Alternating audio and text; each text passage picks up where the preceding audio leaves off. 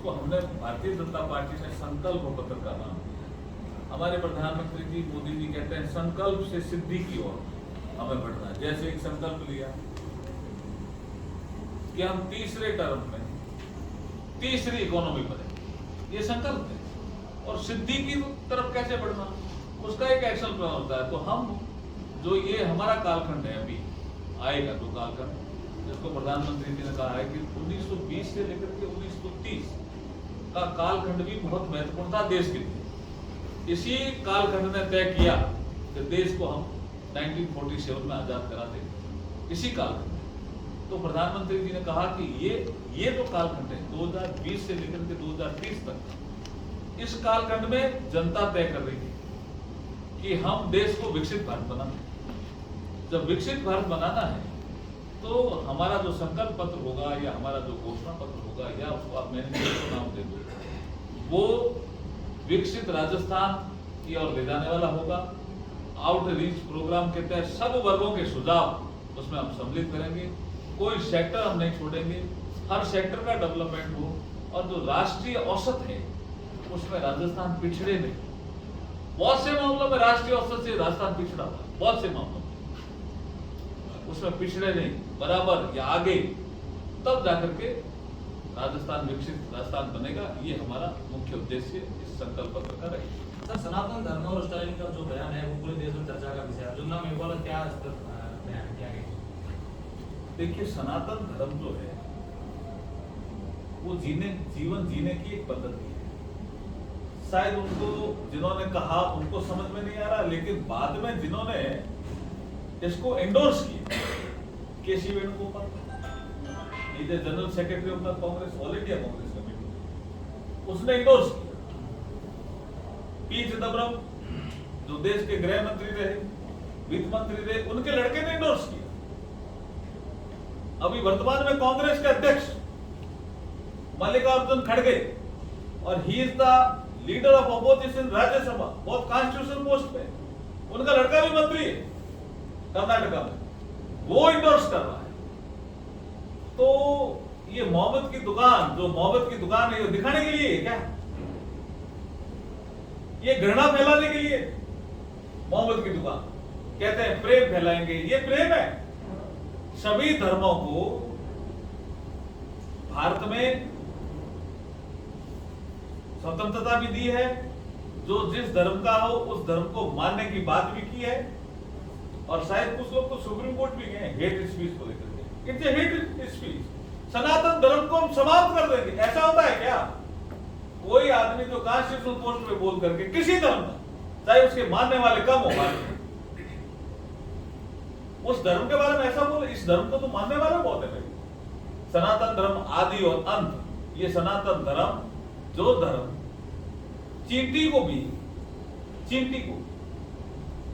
पहले चींटी को भी कुछ दे, हम हाथी को भी। आप तो इस एरिया में बैठे हैं, इस एरिया में बहुत बड़ा कवि हुआ है जिसने ऐसा कहा भी है, चींटी को कण देत राम जी, हाथी मण भर खाए। हाथी एक मण खाता है, तो अब ये सनातन धर्म कहता है कि अगर आपके पास कुछ है तो हाथी को भी दीजिए। चींटी को भी घर के बाहर आपने देखा होगा, वो ऐसे बना करके रखते हैं आटा, उसमें कुछ मिला करके भी मीठा, और ऐसा एक लाइन खींचते हैं। ये सनातन है, इसके बारे में ऐसा बोलना, ये जो उन्होंने ऐसा बोला है। और सबसे ज्यादा मैं कांग्रेस से पूछना चाहता हूं, आपने बहुत अच्छा सवाल किया कि जो इस घमंडिया गठबंधन का अधिवेशन मुंबई में हुआ था, उन्होंने ये तय किया था क्या कि हम सनातन धर्म को के खिलाफ जय बोलेंगे, सनातन धर्म को खत्म करके। और हम सवाल पूछना चाहते हैं राहुल गांधी से और सोनिया गांधी से, आप बताइए क्या आपने तय किया क्या? और आपके लोग क्यों बोल रहे हैं? आपके वो लोग इंडोर्स कर रहे हैं, इसका मतलब आप सोची समझी चाल है। लेकिन मैं फिर कहता हूं, सनातन धर्म आदि था, इसका कभी अंत नहीं हुआ और ना कभी आगे अंत। Sir, one nation one vote, आप जैसे केंद्रीय कानून मंत्री हैं, इसको लेकर विपक्ष नाराज है पूरे देश में। क्यों नाराज है? मैं ये कह रहा हूं कि 1952 में कांग्रेस ही थी ना सत्ता में, एक साथ चुनाव कराए, तब उन्होंने गलत कराए थे क्या? 1957 में कांग्रेस ही थी सत्ता में, उसने लोकसभा विधानसभा को एक साथ चुनाव कराए, उस समय गलत कराए थे क्या? 1962 1967 गलत कराए। उसके बाद जेपी मोमेंट के समय एक आंदोलन चला, मैं अगर नाम भूल गया हूं, कुछ स्वर्गीय अमरनाथ चावला करके एक चुनाव लड़ रहे थे, तो एक सीमा निर्धारित थी चुनाव आयोग की, उस सीमा से ज्यादा उन्होंने खर्चा कर दिया था। तो जेपी आंदोलन के समय ये बड़ा मुद्दा था, संपूर्ण क्रांति का एक एजेंडा था, इलेक्शन रिफॉर्म होना चाहिए, चुनाव खर्चीले क्यों हो, साधारण आदमी क्या चुनाव लड़ सकता है क्या? ये जेपी आंदोलन का मुद्दा था। तब एक आंदोलन जब बहुत ज्यादा आगे बढ़ा तो एक कमेटी बनी, तारकुंडे कमेटी।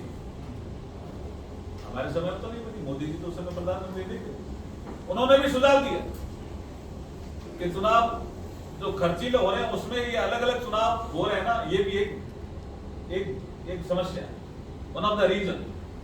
उसके बाद एक आपको ध्यान हो तो इंदिरा गांधी के जमाने में अगेन एक ऐसा सकदर आयोग बना, अगर आपको जानकारी हो तो एक सकदर नाम के व्यक्ति थे, उसका आयोग बना, और उसमें उस आयोग ने भी कुछ सुझाव दिए, और उसमें एक सुझाव ये भी था कि चुनाव एक साथ क्यों नहीं करा। उसके बाद अपने राजस्थान के रहने वाले थे दिनेश गोस्वामी, ये कांग्रेस के समय बनी दिनेश गोस्वामी कमेटी, और बहुत फेमस कमेटी बनी, उसने भी सुझाव दिए, उसमें भी सुझाव था। क्या तारकुंडे कमेटी, क्या सकदर आयोग, क्या हमारी दिनेश गोस्वामी कमेटी, और छोटी इनके जमाने लॉ कमीशन ऑफ इंडिया की रिपोर्ट, इनके जमाने की, हमारे जमाने में भी है, इनके जमाने में लॉ कमीशन ऑफ इंडिया तो कॉन्स्टिट्यूशनल बॉडी है।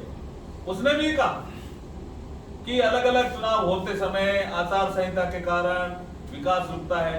अब एक मुख्यमंत्री हैं दिल्ली के, वो पूछ रहे हैं कि सामान्य आदमी को क्या फायदा होगा। जैसे मैं एक सामान्य आदमी हूँ, एक गांव का रहने वाला हूँ, नगर पालिका का चुनाव है या पंचायत का चुनाव उस गांव में, मैं गया कलेक्टर के पास कि साहब मेरी सड़क सैंक्शन कर दो, या मैं गया जिला परिषद के पास, या मैं गया जिला प्रमुख के पास, मेरी सड़क, उन्होंने कहा नहीं से सड़क अभी मंजूर नहीं कर सकते क्योंकि आचार संहिता लगी। तो ऐसे आचार संहिता के इस जंजाल में, मक्कड़ जाल में विकास रुकता हो, एक आम आदमी सड़क का भी इंतजार 3 महीने करे, क्यों करेगी?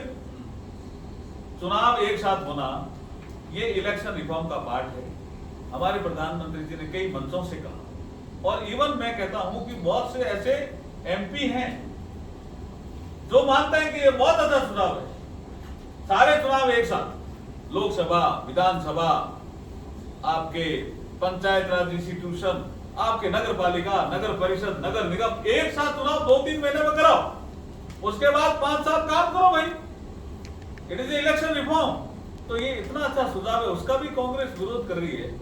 मेरी समझ में कोई अक्ल पे ताला पड़ गया क्या कांग्रेस के जमाने की मैंने इतनी कमेटियां गिना दी आपके सवाल, ये कांग्रेस के जमाने की है। एक खड़गे जी ने कल बयान दिया है कि आप बीजेपी हमें डराए नहीं, कभी लाल डायरी, पीली डायरी, काली डायरी करिए, अगर है तो लाइए, हम कोर्ट में जवाब देंगे। तो लाल डायरी तो विधानसभा में दिखा दी ना, डरा कौन रहा है? कौन था? राजेंद्र जी गुंडा, उन्हीं के मंत्री थे, हमारे आदमी थे क्या? उन्हीं के मंत्री थे, उन्होंने पूरा विवरण पेश किया थी। मेरे को कहा गया कि लाल डायरी जो आपका क्या सशस्त्र बल कौन से थे उनके बीच में आगे कहीं पड़ी है, सीआरपीएफ या जो भी था, उनसे वो लेके आए, तब तो शाबाशी थी। और जब लाल डायरी में काली करतूतें निकली तो उनको लगा लाल डायरी तो बहुत खतरनाक है, और लाल डायरी तो चुनावी एजेंडा बन गया। अब खड़गे जी भी बोल के लाल पीली कोई भी हो, तो वो तो दिखाई रहे हैं कि खनिज में इतना घोटाला हुआ, उसमें इतना घोटाला हुआ, दिखाई रहे हैं। खड़गे जी नहीं देखे तो पता नहीं, और खड़गे जी पता नहीं भूल गए, यही अशोक गहलोत है।